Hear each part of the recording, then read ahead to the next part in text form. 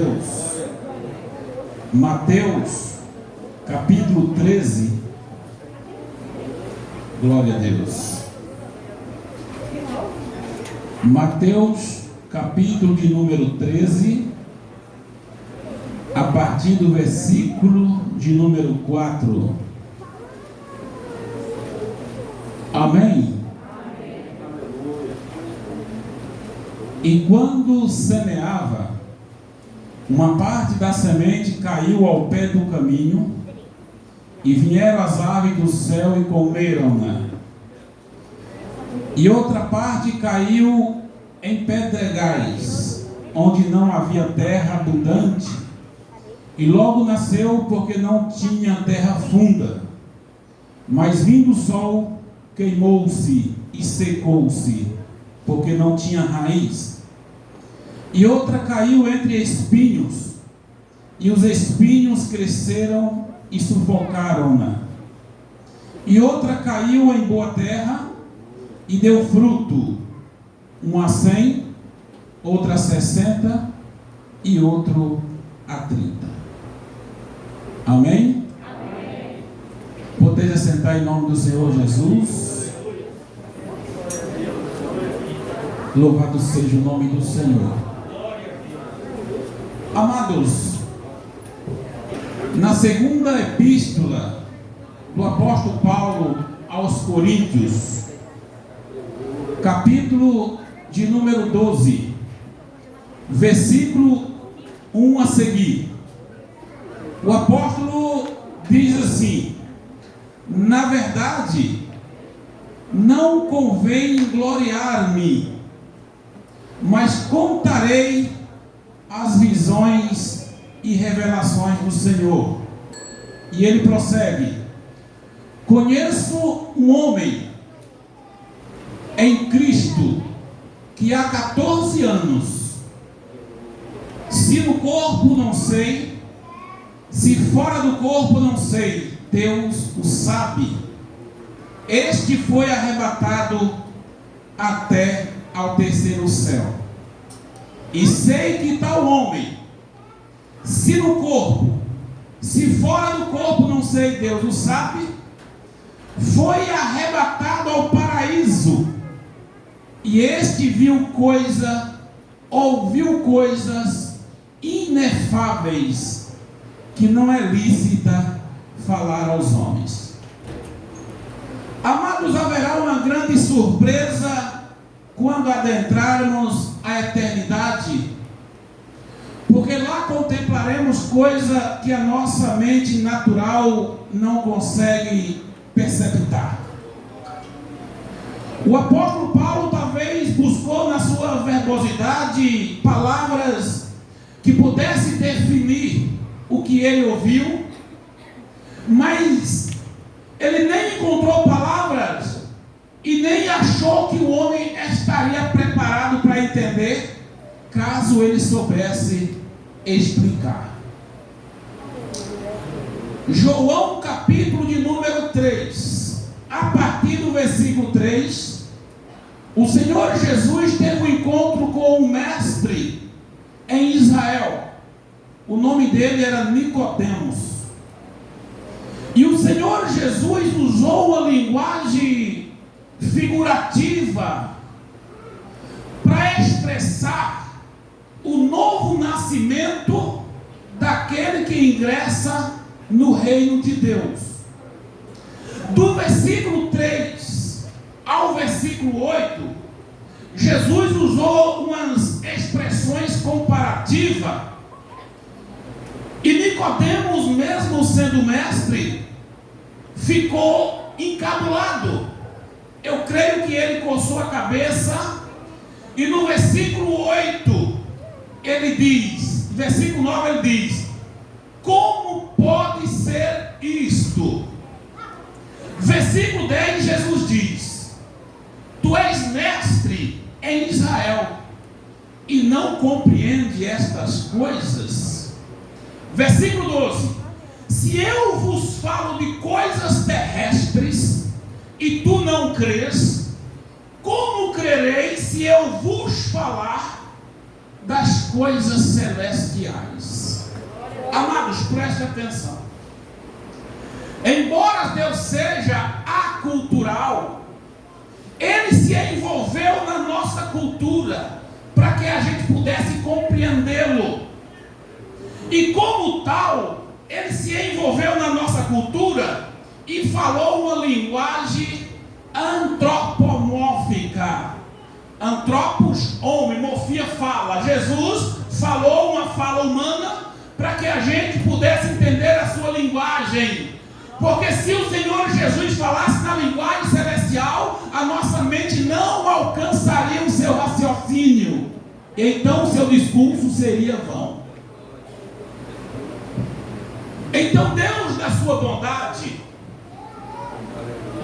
para nos dar a entender as riquezas do reino eterno, Ele usou uma linguagem simplificada. Ele usou parábolas, comparações, figuras, alegorias. Na nossa fragilidade, Deus trabalhou de todas as formas para nos dar a entender os propósitos do seu reino. A parábola, horas lida, é uma parábola muito linda, enriquecida de mistérios, de sinais, de figuras. E o Senhor Jesus, Ele disse que o semeador saiu a semear a sua semente. E uma semente caiu à beira do caminho, e as aves do céu comeram. Outra semente caiu em pedregais, e não tendo terra profunda, nasceu logo, e não tendo raiz, ao sair do sol, ela secou-se e morreu. A terceira semente cresceu entre espinhais, e não produziu fruto com qualidade. Enfim, a quarta semente caiu em uma boa terra, e produziu a 30, a 60 e a 100. Os discípulos não entenderam a linguagem do Senhor Jesus.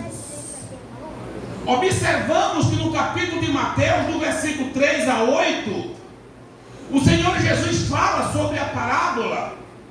Do versículo 9 ao 17, ele fala de outras coisas. Mas do 18 ao 23, Jesus explica esta parábola, porque os discípulos estavam sem entendimento. E quantas vezes nós pregamos aqui, e às vezes precisamos repetir, dar a entender, porque nem todos entendem a palavra pregada. O que me chama a atenção aqui, a princípio, Jesus, Ele falou uma coisa sem lógica. A igreja assustou. Jesus falou uma coisa sem lógica, porque lógica e fé é contramão. Enquanto o mundo pensa na lógica, Jesus pensa no poder, e a igreja pensa na fé. O que Jesus falou não tem lógica. Sabe por quê? Porque um dia Deus usou a lógica e não deu certo. Por isso agora Jesus resolveu contrariar a lógica. Examinando o capítulo 5 do livro de Isaías, a partir do versículo 1, o amado profeta diz assim: agora eu cantarei ao meu amado o cântico da sua vinha. Preste atenção, como isso é lindo. O meu amado plantou uma vinha em um outeiro fértil. Estratégico, lógico. Outeiro fértil. Um lugar onde tem molhação abundante e aonde tem adubo o suficiente. O meu amado plantou uma vinha em um outeiro fértil e limpou das pedras e dos galhos e fez uma cerca de proteção e colocou no meio dela uma torre, e colocou lá um vigia, um sentinela, e ordenou que as nuvens do céu chovesse sobre a sua vinha, e plantou com uma excelente semente, e esperou que a sua vinha desse frutos bons, e no entanto a sua vinha deram frutos maus. Presta atenção, irmãos. Deus usou a lógica? Usou. Outeiro fértil, adubado, fez uma cerca de proteção, colocou uma torre de vigia, plantou uma excelente semente, ordenou que as nuvens destilassem água. O que era de se esperar pela lógica? Uma boa produtividade. Mas infelizmente, a Bíblia diz: esperando o Senhor que produzisse uvas boas, produziram uvas maus. Agora vem o clamor de Deus. O que eu deveria fazer pela minha vinha que não tenha feito? Tudo que se precisava para uma boa produtividade, Deus fez. A lógica falhou. Agora eu vos farei entender o que eu hei de fazer com a minha vinha. Tirarei a tua cerca, para que seja pisada pelos animais. Derribarei a sua torre, para que não haja vigia, sentinela. Ordenarei as nuvens, para que não chova sobre ela. E crescerá no meio dela espinhos e abrolho. Porque a minha vinha é a casa de Israel, e os homens de Judá os frutos da minha delícia. E eu esperava juízo e eis opressão, eu esperava justiça e eis aí clamor. Então os irmãos observam que quando Deus agiu com a lógica, não deu certo.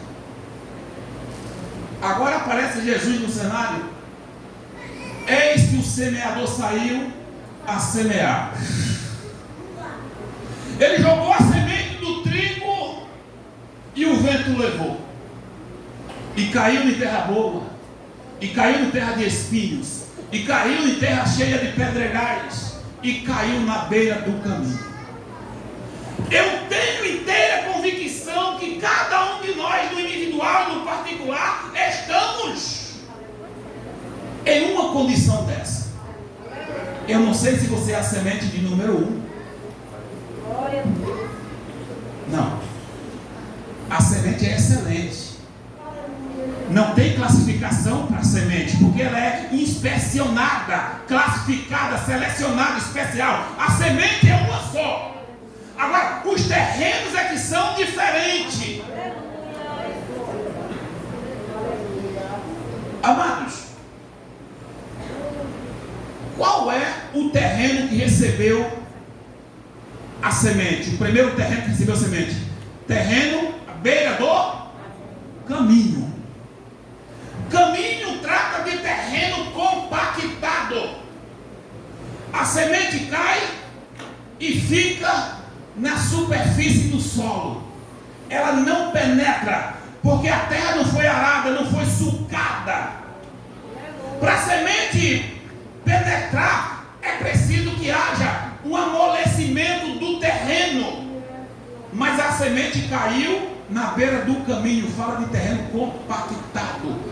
E esse terreno aqui é o coração que recebe a palavra.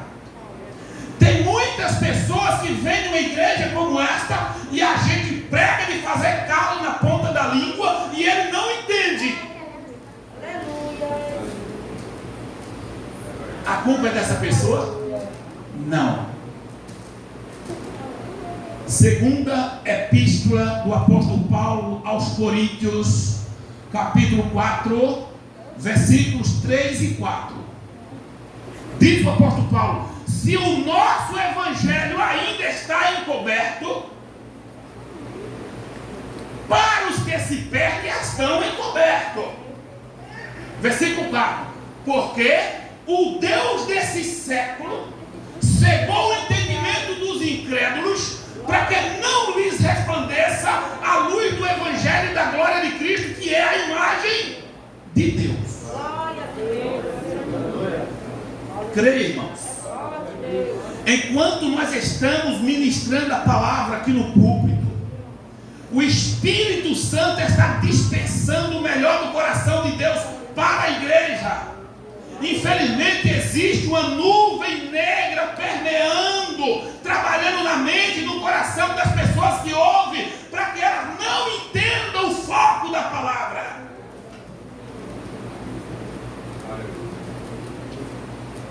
Que a autoridade que há no nome do Senhor Jesus nesta noite jogue por terra todo espírito contrário à palavra de Deus. Toda nuvem negra, parte retirada, caia por terra agora, porque o Espírito de Deus há de ter liberdade na tua vida.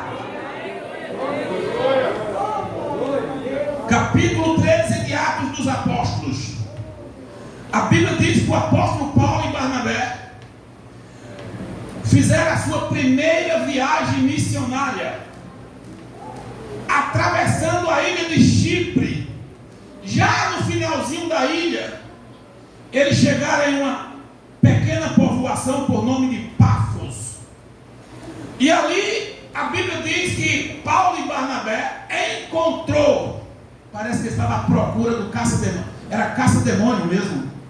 Encontrou um certo homem por nome de Bar Jesus, que traduzido significa Elimas, um encantador, feiticeiro, mágico, na verdade um filho do diabo, não tem outro nome para ele.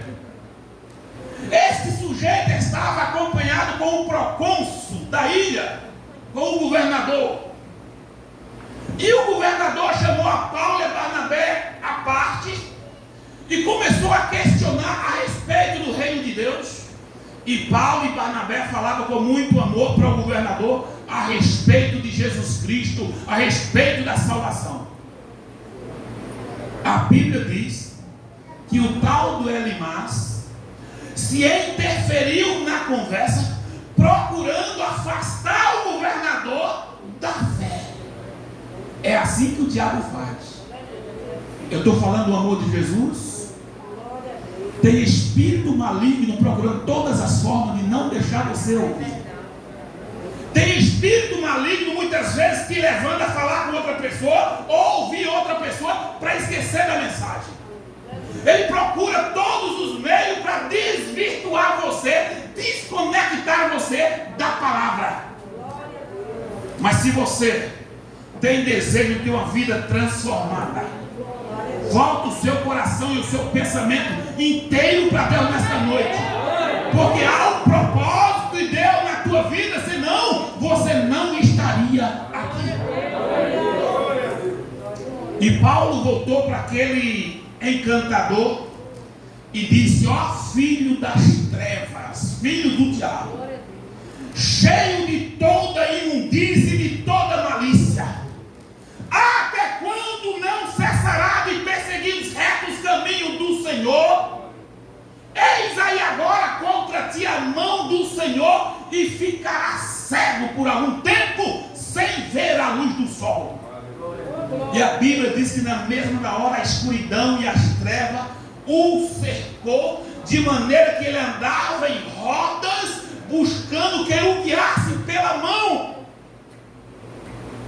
Amados, nós temos que pregar a palavra de Deus com autoridade, para que o Espírito de Deus venha sobre nós e que essa autoridade repreenda todas as forças do mal, para que as pessoas possam entender a palavra de Deus sem impedimento.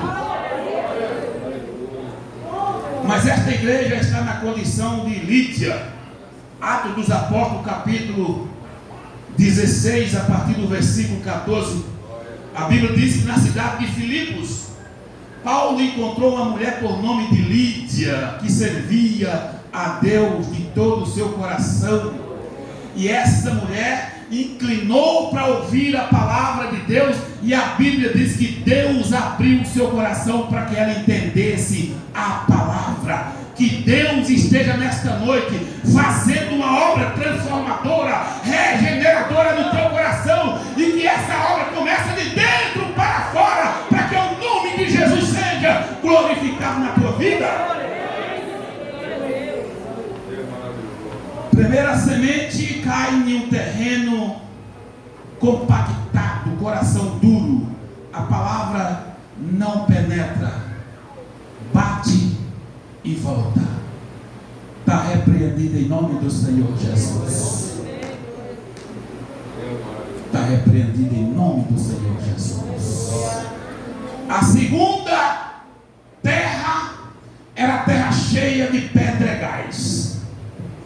E a semente caiu e havia ali um pouquinho de terra. Mas a semente nasceu logo de imediato e morreu ao sair do sol, porque não tinha raiz. Na simbologia bíblica, raiz fala de experiência. Quando nós desenvolvemos um relacionamento com Deus, e na medida em que esse relacionamento com Deus vai sendo desenvolvido, então Deus vai se revelando através de milagres, através de sinais, e você vai tendo um conhecimento ampliado de Deus. Isto é raiz. Quando vem a prova, quando vem a peleja, quando vem a tentação, você resiste porque você desenvolveu um relacionamento com Deus, a sua fé está enraizada. Presta atenção. A Bíblia diz, no primeiro livro de Samuel, capítulo 17, capítulo 16, que enquanto os irmãos de Davi estavam desenvolvendo um conhecimento bélico, os irmãos de Davi eram homens de guerra, não sabiam o que era perder uma guerra. Porque se alguém conheceu uma guerra que Davi perdeu, me mostre na Bíblia. Se é um rei que não perdeu guerra, foi Davi. Observamos que enquanto os irmãos de Davi estavam desenvolvendo experiência na guerra, desenvolvendo um relacionamento com o rei Saul, Davi estava lá no deserto com algumas ovelhinhas, matando ursos, matando leões, desenvolvendo um relacionamento com Deus, cantando hinos ao Senhor, orando ao Senhor, certamente meditando na palavra do Senhor. Ele desenvolveu raízes. De repente, quando Davi chega na guerra, estava um exército inteiro dobrado diante de um Golias. Davi lembrou da experiência que ele viveu com Deus lá no deserto. Davi sabia que tinha raízes. Então ele chegou para Saul e disse: não desanime o coração do povo, porque eu lutarei com este incircunciso. Sabe o que é que faz você enfrentar as tempestades da vida? Experiência, raiz. Davi tinha razão em desafiar Golias, porque ele sabia a vitória que Deus havia lhe dado. Deus havia manifestado a Davi. Ele matava ursos, matava leões. Isso não é para qualquer um. Saul olhou para ele e disse: tu não pode lutar com Golias, porque tu ainda é muito moço. E Golias, desde a sua meninice, homem experimentado na guerra. Davi olhou para Saul e disse: o teu servo apacentava as ovelhas do seu pai, e quando via um urso ou um leão que arrebatava uma das ovelhas, eu o perseguia e tomava a ovelha da sua boca, e voltando ele contra mim, eu pegava da sua barba e o feria e o matava. Deus me usou para matar urso e para matar leões. Ele vai vai me dar vitória sobre este incircunciso. Desenvolva um relacionamento com Deus. Aprenda a criar raízes. Porque quando Golias manifestar, tu sabe de onde virá a tua vitória. A segunda semente morreu porque caiu em um lugar que não desenvolveu raiz. Desenvolva a tua raiz nesta noite. Aleluia. Terceiro terreno que também recebeu a semente foi o terreno onde havia espinheiros. Amados, olha para mim. A terra que tinha espinheiros, aquela semente que nasceu, criou raízes. Fala para mim. Criou raízes? Criou raízes. Porque aquela terra não tinha pedra, não tinha garranchos, então não foi impedimento para a raiz desenvolver. O problema é que os espinheiros cresceram juntos. Eu quero que você venha comigo em uma reflexão. Você vê um pé de mamão que nasce entre duas paredes de um corredor de 2 prédios. Aquele pé de mamão, ele não recebe oxigenação, ventilação e nem a luz do sol. Então ele cresce aquela vareta fina. Quando chega na altura de 3, 4 metros, ele produz um mamãozinho do tamanho de uma azeitona.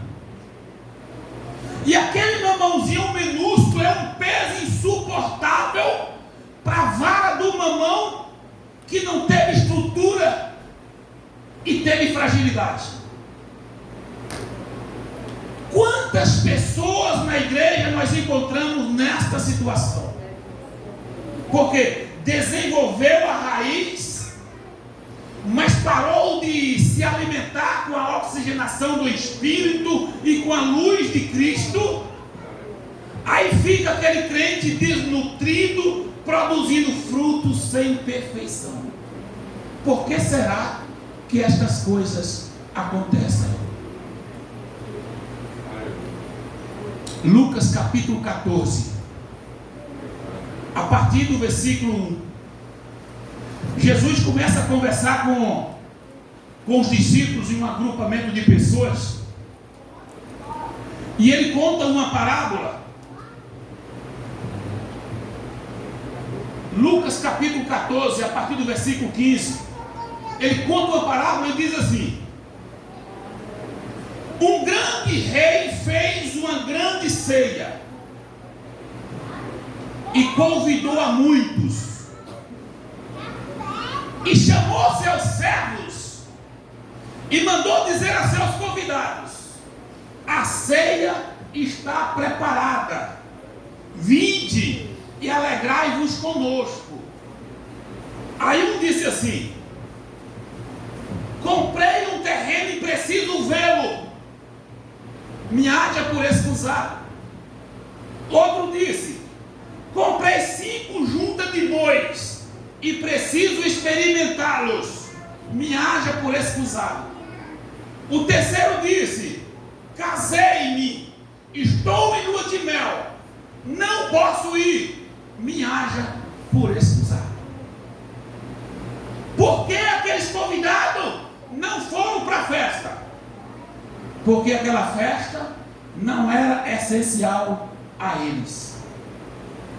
Essencial para eles foi o terreno, foi a junta de boi e o casamento.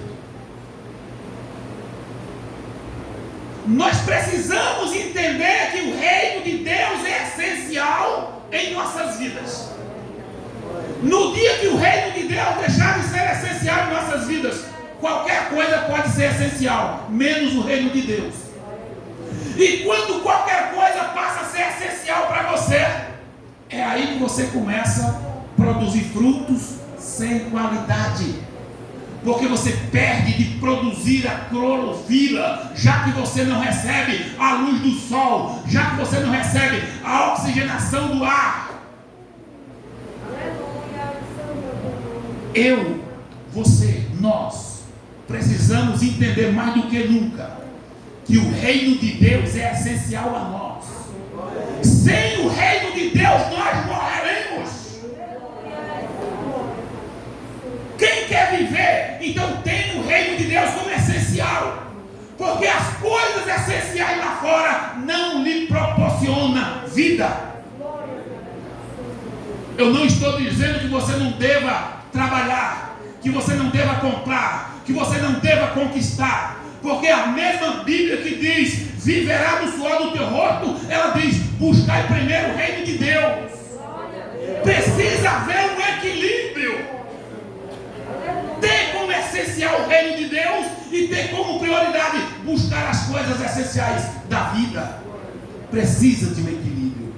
Se a gente não tiver esse equilíbrio, a gente pode perder a oportunidade de produzir frutos com qualidade. O quarto terreno que recebeu a quarta semente era um terreno bom. Tinha pedra, tinha garranchos, a terra estava preparada e a semente caiu e ali ela nasceu, produziu raízes e de repente ela começou a produzir frutos. A quanto? A 30, a 60 e a 100 por um. Isto no livro de Mateus. No livro de Marcos, capítulo 4, versículo 20, na mesma parábola, a Bíblia diz que a quarta semente produziu a 100, a 60 e a 30. No livro de Lucas, capítulo 8, versículo 15, a Bíblia diz que a quarta semente é aquela que caiu em um coração sincero e honesto e produziu frutos perfeitos com perseverança. Não fala de porcentagem, fala de equilíbrio. Agora segura aí. Observamos que em Mateus começa na regressiva 100, 60, 30. É preocupante essa regressiva, pastor. Por quê? A pessoa começou a todo vapor. Sabe aquela pessoa que aceita Jesus e vem para todos os cultos, vem para a escola dominical, vem para o círculo de oração, vai para o evangelismo, é dizimista, é ofertante, quer pregar, quer cantar, e tudo que se faz na casa de Deus, ele está envolvido. Começou a 100 por um. Parece que ele começou pelo fanatismo, e ele vai se cansando e cai para 60, depois cai para 30. E se não tiver cuidado, descamba número abaixo. Eu vou tomar um exemplo aqui na nossa casa. Um dia desse, ficava tantos cantores ali, tantos cantores, todos querendo cantar. Aonde estão os cantores? Não estão todos aqui, porque muitos começaram a produzir a 100 por um, caiu para 60 por um, agora está a 30 por um, talvez não esteja mais a 30. Já é preocupante.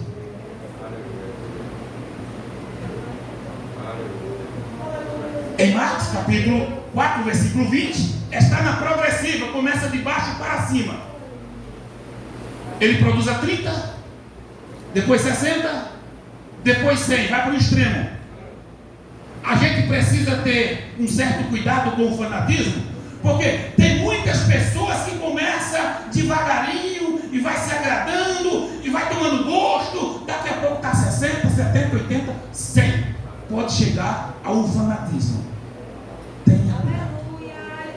Mas no livro de Marcos, Lucas capítulo 8 e o versículo 15, esse aqui é para mim, é para você. Eu vou fazer questão de ler com você. Lucas 8, 15. Abra comigo.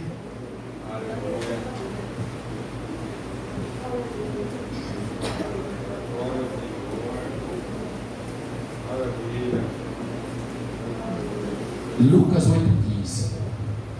E há que caiu em boa terra. Esses são os que ouvem a palavra e conservam no coração honesto e bom, e dão frutos com perseverança. Você observa que aqui não aparece porcentagem. Aqui eu entendo que ele pode alcançar 100% da sua capacidade de produzir. Mas tanto a progressiva quanto a regressiva leva a extremos diferentes. Mas aqui no livro de Lucas você vê que a palavra promove um equilíbrio. Essa semente que foi semeada nesta noite é a palavra de Deus. É inspecionada, classificada, especial. A insuficiência na produtividade não está na semente, mas na terra que a recebeu. Aí eu te pergunto nesta noite: o seu coração está classificado com qual dessa terra? Lembra que a semente é uma só para todos, mas a mesma semente caiu na beira do caminho, terreno compactado, coração endurecido. A segunda semente caiu em terreno cheio de pedregais, terreno sujo, não tratado, não propício para a produção. A terceira semente caiu no meio dos espinhais e cresceu sufocada, porque os prazeres deste mundo e a sedução das riquezas não permitiu que ela produzisse frutos com excelência. E a quarta semente, eu quero que essa seja você, em especial o que está no livro de Lucas, capítulo 8, versículo 15. Você foi chamado para produzir fruto com excelência, com qualidade, porque você foi plantado em um outeiro fértil. Não há nada que Deus possa ter feito por você que não tenha feito. A produtividade agora é com você. Que Deus e Cristo abençoe a todos, e que o Espírito de Deus lhe faça compreender esta palavra, em nome do Senhor Jesus. Pastor Pereira. Aleluia. Glória a Deus. Queridos irmãos,